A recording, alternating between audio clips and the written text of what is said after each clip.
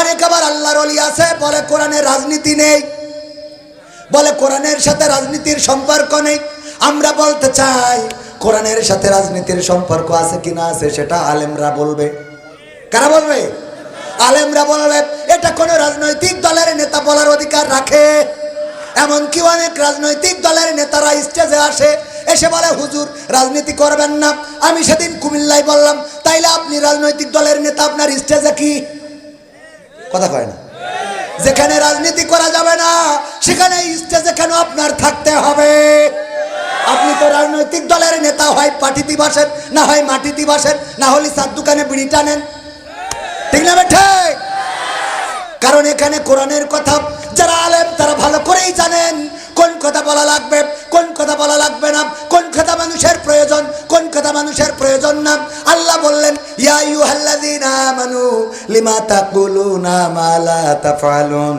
ও ঈমানদারেরা শুনে নাও, তোমরা এমন কোন কথা বলো না যা তোমরা কাজে পরিণত করো না। কথাটা কার? কথাটা কার? তার মানে কথা যেটা বলবেন কাজে সেটা পরিণত করতে হবে। যদি কথা বলেন, যদি বলেন যে আমরা কালকে মিছিল করব কোথায়? মনিরামপুরে, গোটা বাংলাদেশ অথবা গোটা মনিরামপুরের লোকজন আসবা, সবাই যদি আসে বড় মিছিল হওয়া সম্ভব নাকি সম্ভব না? কথা দিল, কাজে পরিণত করেছে, তার মানে মিছিল বড় হয়ে গেছে। ঠিক না ভাই? ঠিক। কিন্তু অনেকেই বলে যাও দেখবানে, চেষ্টা করবানে, হইবানে, ইনশাআল্লাহ দেখি বাড়িতে কি বলে। এরকম আছে না? আবার অনেকেই কথা দিয়ে কথা রাখে।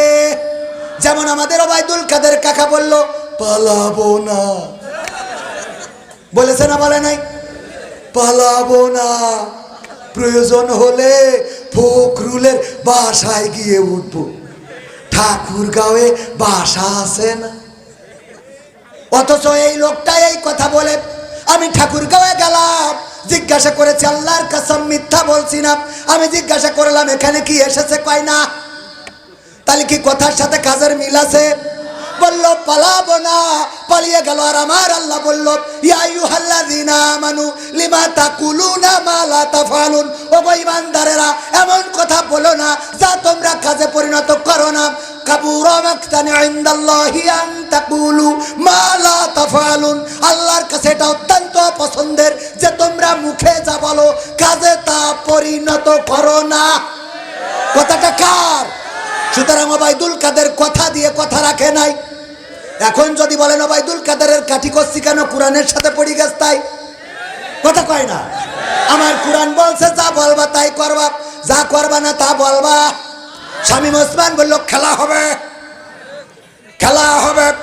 ৮০-৯০ রাকাত তাহাজ্জুদ পড়া আল্লাহর ওলি শামীম ওসমান হাফিজাহুল্লাহ খেলা হবে বলে মাঠ ছেড়ে দিয়ে চলে গেল। ঠিক না ভাই? ঠিক। তাহলে কি কোরআনের সাথে তার আমল আছে? আছে। সুতরাং কোরআনের ছাঁচে আমিও পড়ে যেতে পারি, পারি না? পারি। আমার বিরুদ্ধেও চলে যাবে, আমার বাবার বিরুদ্ধে যাবে। কারণ কোরআন বলছে ইয়া আইয়ুহাল্লাযীনা আমানু লিমা। আমি তো মনে হচ্ছে আল্লাহ ওদের ইন্ডিকেট করে বলেছে যে তোরা বললি পালাবো না, খেলা হবে, রাজপথ ছাড়বো না, মুইতে দিলি বানের পানির মতো ভেসে যাবে। এই জন্যই তো আমার নেত্রী বললো যে ডেডে ডেডে ঢুম কর, যা হয় হবে। এই আশা করিতে গুলি করলো মা, এখন একজনও রাজপথে দাঁড়াইলো না। কথার সাথে কাজের মিল রাখে না। ওরা যদি কোরআনের আয়াতটা মানতো তাহলে রাজপথে দাঁড়ালি হয়তো মোড় ঘুরিয়েও জাতি পেত। ঠিক না ভাই? ঠিক। এটা কি রাজনীতির কথা না কোরআনের কথা? কারণ যদি আল্লাহ রাব্বুল আলামিন ঐক্যবদ্ধ জাতিকে বিজয়ী করে, যারাই ঐক্যবদ্ধ হোক, ঐক্যবদ্ধ জাতিকে বিজয়ী করবে। ওয়াতাসিমু বিহাবলিল্লাহি জামিআ ওয়ালা তাফাররাকু। তোমরা সংঘবদ্ধভাবে আল্লাহর রাজ্যকে আঁকড়ে ধরো, পরস্পর বিচ্ছিন্ন হয় না। কথাটা কার? তাইলে যে কথা বললাম এই কথার সাথে আমি আবার একটা গান বানাই ফেলাইছি, শোনাবো। এমপিরা সব কোথায় গেল, মন্ত্রীরা সব কোথায় গেল, কোথায় কাদের কাকা? তাদের ছাড়া দেশটা এখন লাগে ফাঁকা ফাঁকা। পালাবো না, পালাবে না, পালাবে না, যাই না তবু দেখা। পালাবে না, পালাবে না, যাই না তবু দেখা। তাদের ছাড়া দেশটা এখন লাগে ফাঁকা ফাঁকা, ওদের ছাড়া দেশটা এখন লাগে ফাঁকা ফাঁকা। আইন আপনি চুপ করে বসে থাক। ওরা যদি দাঁড়ায় থেকে ওরা শুনতে পারে তা আপনার অসুবিধা কোন জায়গায়?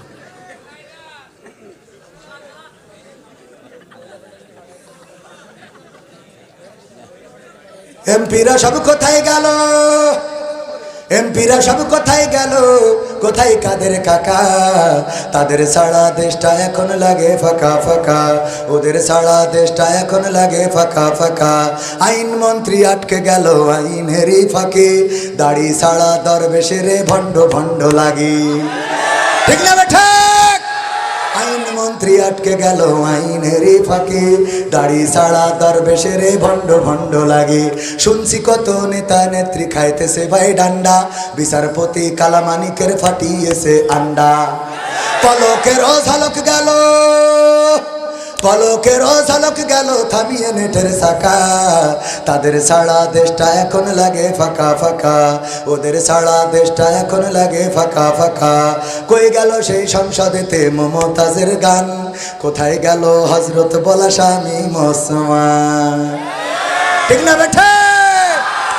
মমতাজ সংসদে গান গাইল, যেই সংসদে জনগণের অধিকারের কথা বলার কথা, যেই সংসদে জনগণের চাওয়া পাওয়ার কথা বলার কথা, যেই সংসদে জনগণের দুঃখ দুর্দশা বলার কথা, সেই সংসদে তিনি নেতার নিয়ে গান গাইলো, নেত্রীর নিয়ে গান গাইলো, আমাদের কোনো আপত্তি নাই। কিন্তু 5 আগস্টের পরে এই মমতাজার একটা গানও গাইলো, গেয়েছে। আমি বললাম নেমো খারাপ, বেঈমান, স্বার্থপর, তোমার মতো লোকের শেখ হাসিনা এমপি বানায় বড় ভুল করেছে। ওদের না বানায় যদি আমাদের মতো লোক বানাইতো তাও আমরা রাজপথে থাকতাম। ঠিক না ঠিক? কারণ আমরা নেমখারামি করি। আমাদের যদি ফাঁসির কাস্টে ঝুলায়, আমাদের হাতে হ্যান্ডকাপ লাগায়, আমাদের পায়ে ডান্ডা বাড়ি পরায়, আমাদের রিমান্ডে নাই, আমাদের ফাঁসির কাস্টে ঝুলায়, এমনকি একজনও আছে বাংলাদেশ ছেড়ে পালিয়েছে, না পালাই নাই, বরং ফাঁসির কাস্টে ঝুলে প্রমাণ করে দিয়েছে ইন্না সালাতি ওয়া নুসুকি ওয়া মাহইয়ায়া ওয়া মামাতি লিল্লাহি রাব্বিল আলামিন। আমার আল্লাহ বললেন, ওগো আমার বান্দারা বলো, কুল ইন্না সালাতি ওয়া নুসুকি ওয়া মাহইয়ায়া। আল্লাহ শিখাই দিলেন, বলো নিশ্চয় আমার সালাত, আমার কুরবানি, ওয়া মাহইয়ায়া আমার জীবন, ওয়া মামাতি আমার মরণ, লিল্লাহি রাব্বিল আলামিন সব কিছু বিশ্ব প্রতিপালক আল্লাহর জন্য। আল্লাহর জন্য যারা নিবেদিত প্রাণ হয়ে যায়, আল্লাহর কাছে যারা নিজেদের মাথাকে নত করে দেয়, তাদের আর কোনো ভয় থাকে না, দুশ্চিন্তা থাকে না। তারা রিমান্ডে গেলেও জানে যে এখানে আল্লাহ আছে না নাই, জেলখানায় গেলেও তারা জানে এখানে আল্লাহ আছে না নাই। তারা যদি ফাঁসির কাষ্ঠেও ঝোলে তাও এটা বিশ্বাস আছে মৃত্যুর পরের জীবনে আল্লাহ আছে না নাই। আল্লাহ এই মৃত্যুর মধ্য দিয়ে জান্নাত দিয়ে দেবেন।